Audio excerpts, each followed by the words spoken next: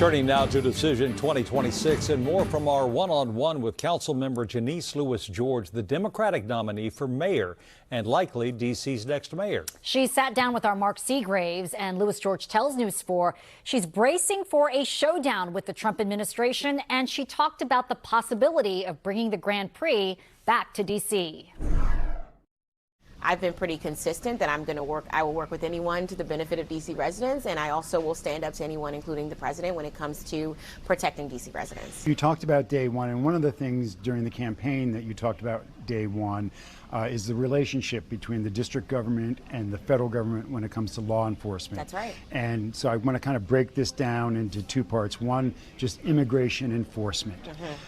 Not specifically just ICE, but all federal immigration enforcement and the cooperation, including the executive order with MPD.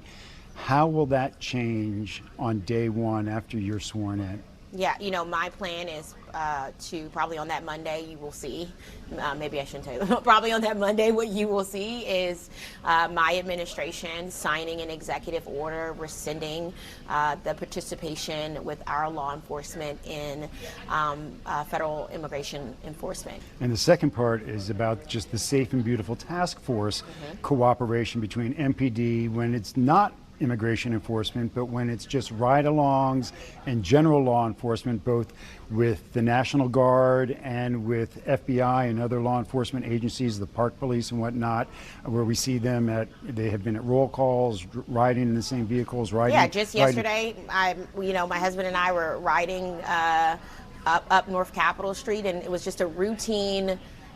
Obviously, I think the MPD officer was just making a routine stop. It looked like it was an traffic stop, and it was DEA, FBI, Homeland Security. It's just like, why do we need all this for a routine traffic stop? It's such a waste of American taxpayer dollars, what is happening. And again, you know, it's a strain on our officers. And so my job as executive is to protect our officers as well. And so, yes, you know, I am prepared to make an executive order to make sure that our officers do not have to participate in those type of efforts and can go back to participating in protecting D.C. residents. So to be clear, day one, you'll sign an executive order that will end MPD's participation with the Safe and Beautiful Task Force. I will in some of the actions that are included within that Safe and Beautiful Task Force. Will they still be able to come to roll call? Will they still be riding in caravans that you witnessed yourself just yesterday? No, that is what I would like not to happen. And so then we go back to President Trump and his threats that he has followed through on this threat, federalizing the police department. Well, you had a mayor who's, I guess she's a communist. I mean, she says she's a socialist, but I guess she's a communist based on what she says. We know he can do. He doesn't need Congress to do that in the short term. He can simply do it as he's done it before. What would you do then? What's your concern? Do you have a concern that he would follow through on that threat if you follow through on your pledges? Yeah, well, you know, I've been having conversations already with some legal experts. Of course, I'm going to continue to have conversations with our Attorney General Brian Schwab. And we took legal action the last time they tried to federalize our police department, and I think we saw a favorable outcome. And so again, that's an area where we're going to use every tool we have, and I do think we have some really viable legal tools to fight back against that.